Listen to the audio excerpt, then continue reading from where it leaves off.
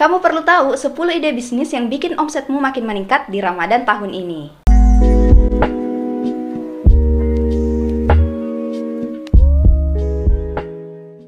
Halo, assalamualaikum teman-teman semuanya. Balik lagi bareng aku Uni. Alhamdulillah kita udah masuk Ramadan hari ke-13 per aku tag video ini ya. Gimana teman-teman puasanya, apa masih lancar? Semoga teman-teman dilancarkan terus puasanya sampai hari lebaran nanti. Dan tentunya semoga rezekinya makin dilancarkan juga, amin. Nah, dari 10 hari pertama Ramadan, apa teman-teman udah coba peluang bisnis baru?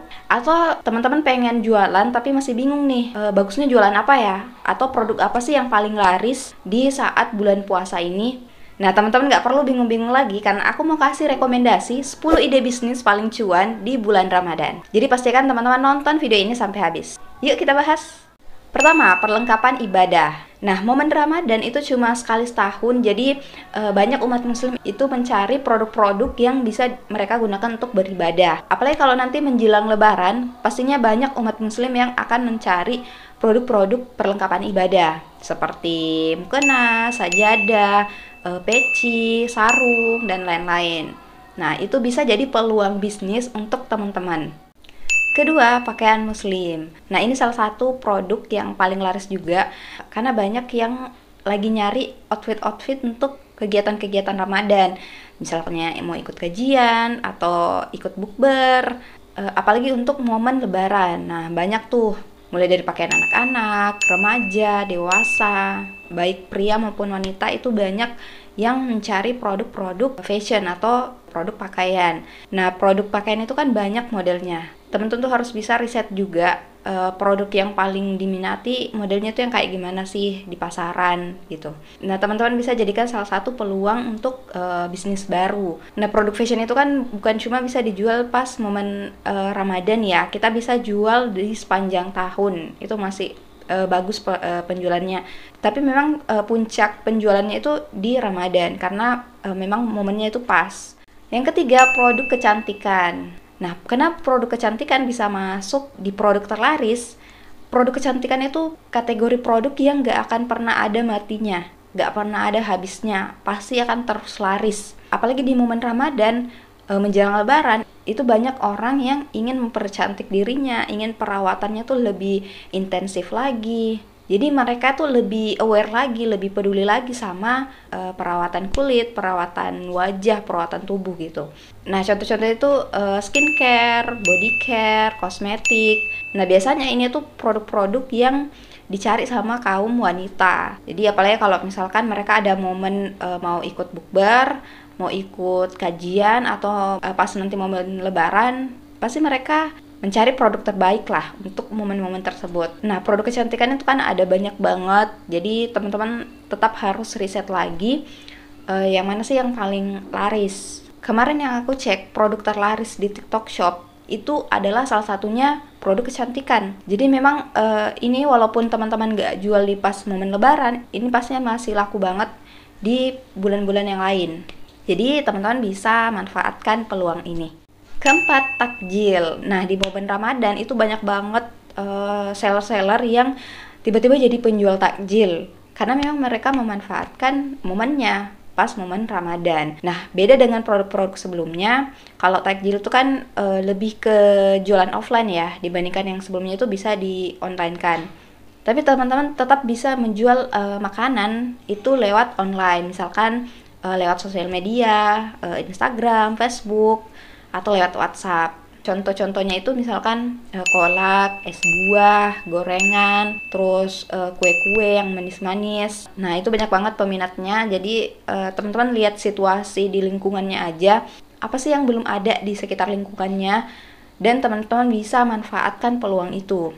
Apalagi kalau teman-teman punya skill dalam memasak atau bikin-bikin makanan ringan, nah itu bisa dimanfaatkan dengan baik. Banyak juga tuh makanan-makanan yang lebih kekinian, misalkan Korean food, terus gorengan tapi isinya apa, beda gitu. Jadi tergantung kreativitas teman-teman juga. Kelima, catering makanan. Nah, catering makanan itu salah satu yang laris juga. Biasanya banyak momen-momen orang tuh berbagi makanan di bulan Ramadan, misalkan untuk dibagikan ke panti asuhan atau sekadar dibagikan di jalanan. Nah, biasanya orang-orang yang ingin sedekah sedekah makanan itu akan cari catering, ataupun mereka mau bikin acara seperti bukber, buka puasa bersama. Nah, mereka kan cari catering-catering yang ada di sekitar mereka. Jadi teman-teman bisa riset dulu di lingkungannya apakah ada kesempatan untuk buka catering baru. Nah, catering makanan kan resikonya agak kecil ya, karena nanti ada yang order baru teman-teman buatkan makanannya. Jadi itu bisa menghemat modal banget. Nah, nggak kayak misalkan makanan yang teman-teman olah dulu terus teman-teman jual.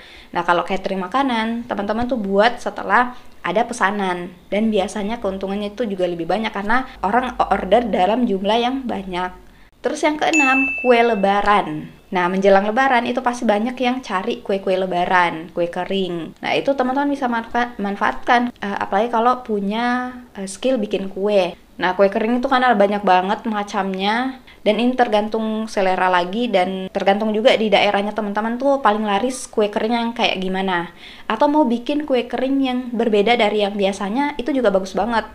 Ketujuh, hampers lebaran. Nah, biasanya momen lebaran itu juga diwarnai dengan bagi-bagi hadiah. Jadi biasanya orang kirim parcel yang namanya hampers lebaran. Nah, teman-teman bisa kreasikan seunik mungkin hampersnya, pasti sesuatu yang masih berhubungan dengan Ramadan. Misalkan bisa mukena, bisa Al-Quran, bisa makanan, dan sebagainya. Kedelapan, perlengkapan dapur. Nah, biasanya kan para ibu-ibu itu makin sibuk ya di dapur untuk menyiapkan makanan sahur, buka puasa, ataupun pas lebaran nanti.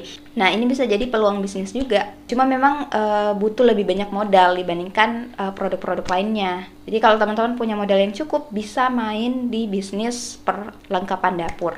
Kesembilan, dekorasi rumah. Nah, dekorasi rumah itu juga lagi banyak diincar. Walaupun bukan momen Ramadan, itu dekorasi rumah juga itu salah satu produk yang laris. Nah, apalagi pas momen lebaran, banyak orang yang ingin mendekorasi rumahnya tuh secantik mungkin karena menunggu tamu-tamu datang ke rumahnya. Pastinya ingin membuat rumahnya tuh makin nyaman. Contoh produknya itu bisa wallpaper, gorden, dan lain-lain. Terus yang terakhir itu buah kurma. Biasanya kurma itu memang paling laris di bulan Ramadan karena memang disunahkan untuk makan kurma saat berbuka puasa. Jadi banyak tuh jenis-jenis kurma juga. Nah, teman-teman bisa cari tahu kurma apa sih yang paling laris, dan teman-teman juga bisa coba peluang bisnis ini.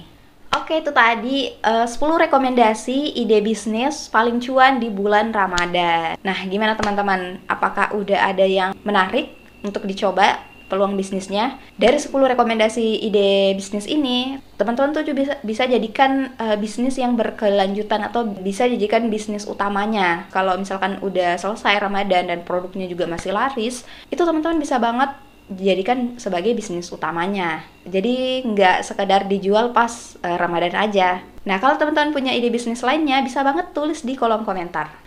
Oke, sekian dulu video kali ini, semoga bermanfaat. Jangan lupa like dan subscribe channel ini, dan jangan lupa juga nyalakan lonceng notifikasinya biar teman-teman gak ketinggalan ketika aku upload video terbaru soal bisnis online. Teman-teman juga bisa berkunjung ke Instagram aku di @sriwahyuniabbas_ atau TikTok aku @uni.nuni, karena di sana aku juga berbagi tips seputar bisnis online. Aku doakan teman-teman yang nonton video ini dilancarkan rezekinya, dimudahkan urusannya, dan diberkahi usahanya. Sampai jumpa di video selanjutnya. Assalamualaikum warahmatullahi wabarakatuh.